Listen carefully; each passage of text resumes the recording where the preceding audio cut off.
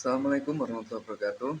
Kami dari kelompok 1 akan memaparkan makalah penelitian pendidikan dengan subtema jenis dan desain penelitian deskriptif dan historis. Dosen pengampu Dr. Sri Mulyati, MPD. PGSD non-reguler semester 2, Prodi Pendidikan Guru Sekolah Dasar Fakultas Keguruan dan Ilmu Pendidikan, Universitas Veteran Bangun Nusantara Sukoharjo, tahun akademik 2023-2024. Kami dari kelompok 1 beranggotakan 5 orang, yaitu Anastasia Erban, Laras Widiawati, Latifah Febri, saya Ridwan Nugroho, dan Mbak Wahyu Erika.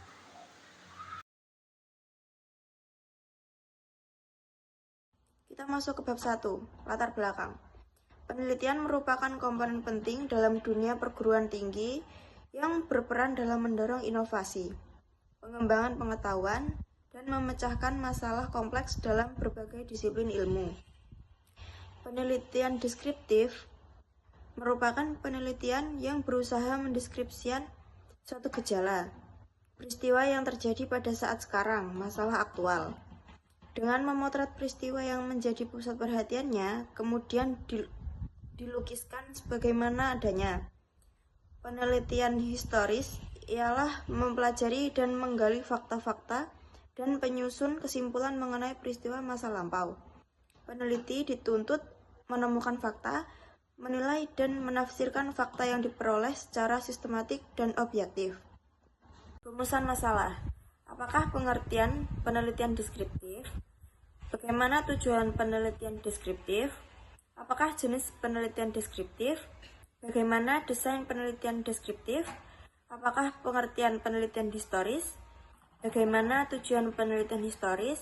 Apakah jenis penelitian historis? Bagaimana desain penelitian historis?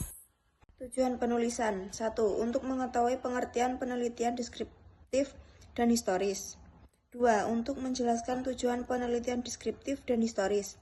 Ketiga, untuk mengetahui jenis-jenis penelitian deskriptif dan historis.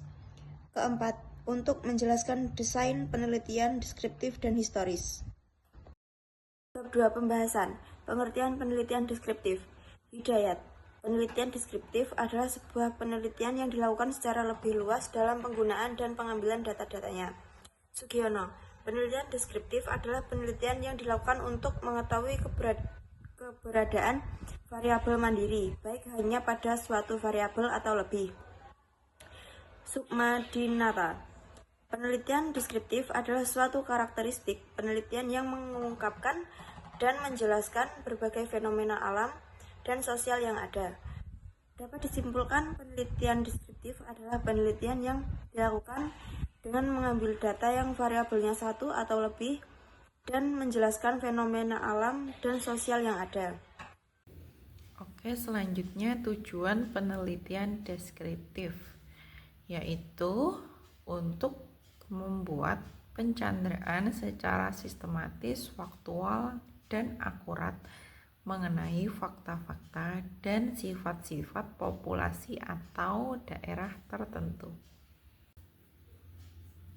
Langkah pokok penelitian deskriptif terdiri dari 6 hal.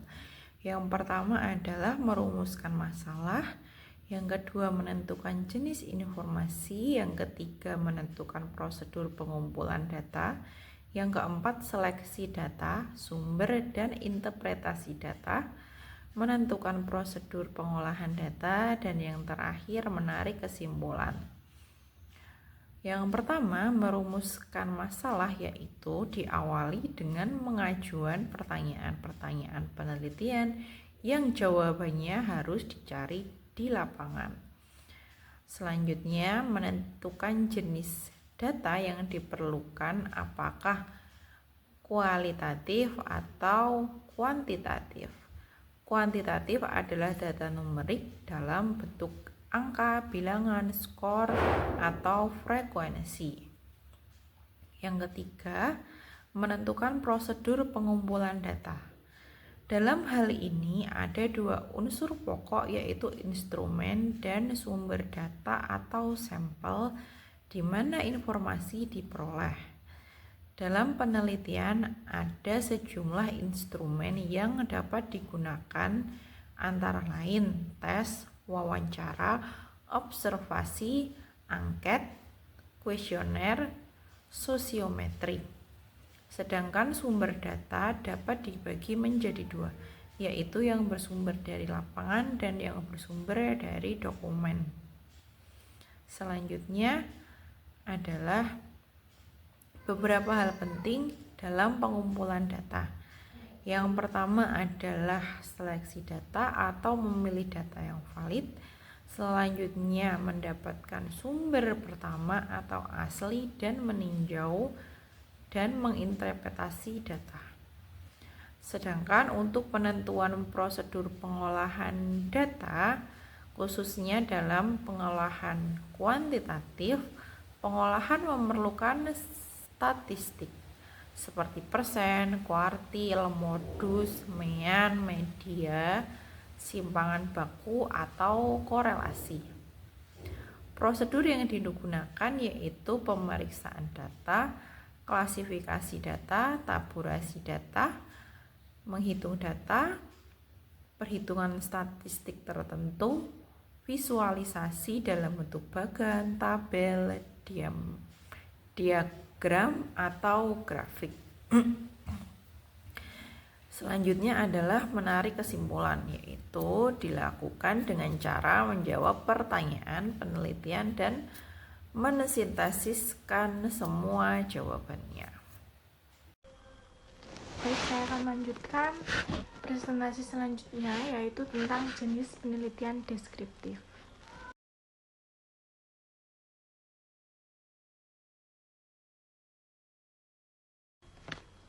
Yang pertama, metode survei. Metode survei adalah penyelidikan yang diadakan untuk memperoleh fakta-fakta dari gejala yang ada dan mencari keterangan secara faktual.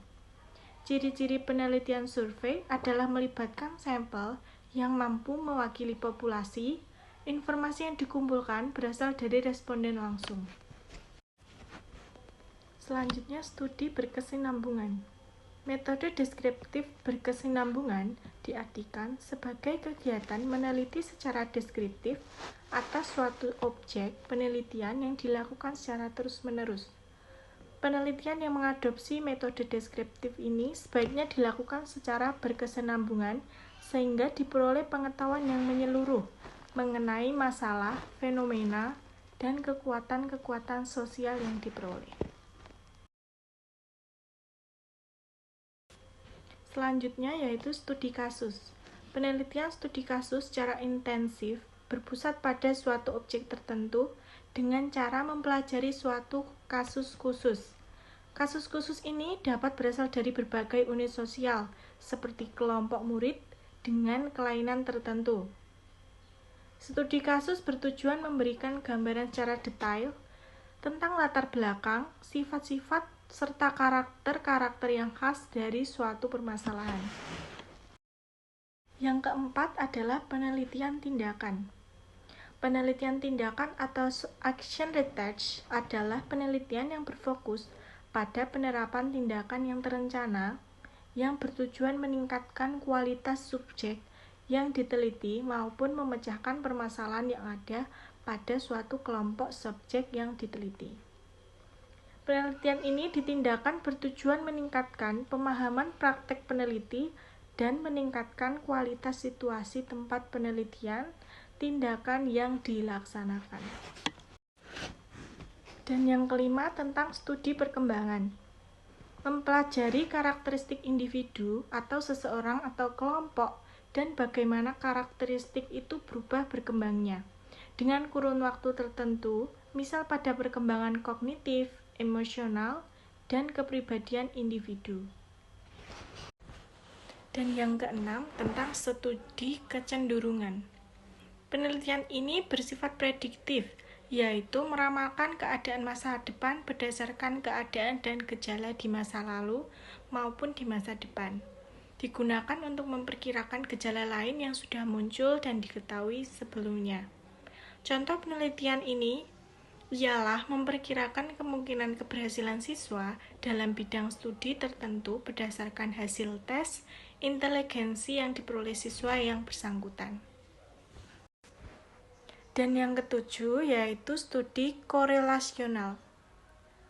Studi korelasional ini mempelajari tentang hubungan dua variabel atau lebih, sejauh mana variabel yang satu berhubungan dengan variabel yang satunya. Studi ini menuntut adanya hipotesis. Peneliti menduga dan mengharapkan terdapatnya hubungan di antara variabel-variabel yang ditelitinya. Hipotesis yang diuji didasarkan atas teori yang telah ada. Di sini saya akan melanjutkan presentasi mengenai desain penelitian deskriptif. Kami menampilkan tabel desain penelitian deskriptif. Tabel yang pertama ada tabel sebab yang menghasilkan hubungan dan berpengaruh pada sebab yang lainnya. Lalu ada variabel bebas, variabel moderator, dan variabel kontrol. Ketiga variabel ini berpengaruh pada variabel sela dan variabel tergantung. Selanjutnya, saya akan menjelaskan mengenai tabel penelitian deskriptif. Yang pertama ialah variabel bebas. Variabel bebas ini adalah variabel yang ingin diketahui pengaruhnya terhadap variabel yang lain. Yang kedua adalah variabel moderator. Variabel yang dimanipulasi sedemikian rupa dan mungkin berpengaruh terhadap variabel tergantung. Yang ketiga adalah variabel kontrol. Variabel yang dikendalikan dengan mengasumsikan bahwa variabel yang dikontrol adalah sama pada setiap individu. Yang keempat ialah variabel sela. Variabel yang diakui pengaruhnya tetapi tidak dapat diamati atau dikendalikan. Yang terakhir adalah variabel tergantung, di mana variabel yang dipengaruhi variabel bebas atau antecedent. Kemudian saya akan menjelaskan mengenai penelitian historis. Seri selanjutnya adalah penelitian historis. Penelitian historis dikemukakan oleh beberapa ahli. Yang pertama adalah oleh Sugiono yang memaparkan bahwa penelitian historis ialah penelitian yang pada dasarnya yaitu cara ilmiah untuk mendapatkan data atau tujuan dan kegunaan tertentu. Yang kedua adalah menurut Kuntowijoyo yang mengemukakan bahwa penelitian historis merupakan proses menguji dan menganalisis secara kritis rekaman dan peninggalan agar peristiwa masa lalu dapat direkonstruksi secara imajinatif. Jadi, dari dua ahli tersebut dapat kita simpulkan bahwa penelitian historis ialah penelitian yang menguji dan menganalisis peninggalan masa lalu untuk mendapatkan tujuan tertentu. Berikutnya ialah mengenai tujuan penelitian historis. Tujuan penelitian historis ini adalah untuk membuat rekonstruksi masa lalu atau masa lampau secara sistematis dan objektif, dengan cara mengumpulkan, mengevaluasi, memverifikasi, dan mensintetiskan bukti-bukti untuk memperoleh kesimpulan yang kuat. Saya akan memaparkan mengenai langkah penelitian historis. Langkah yang pertama ialah menentukan permasalahan penelitian. Yang kedua, menyatakan tujuan penelitian. Yang ketiga adalah mengumpulkan data. Yang keempat, evaluasi data. Dan yang terakhir adalah melaporkan hasil penelitian. Yang berikutnya ialah sumber penelitian historis. Sumber penelitian historis ada dua jenis sumber data, yaitu kepustakaan dan dokumentasi.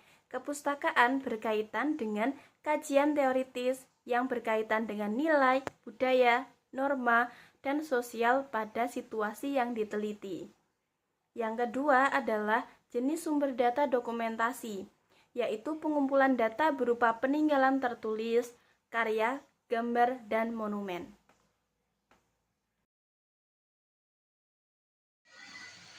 Jenis-jenis penelitian historis. Yang pertama, historis komparatif. Penelitian sejarah komparatif adalah metode penelitian sejarah yang dikerjakan untuk membandingkan faktor-faktor dari fenomena-fenomena sejenis pada suatu periode masa lampau. Misalnya, ingin diperbandingkan sistem pengajaran di Cina dan di Jawa pada masa kerajaan Majapahit. Yang kedua, historis yuridis. Penelitian yang menyangkut hukum pada masa yang lalu.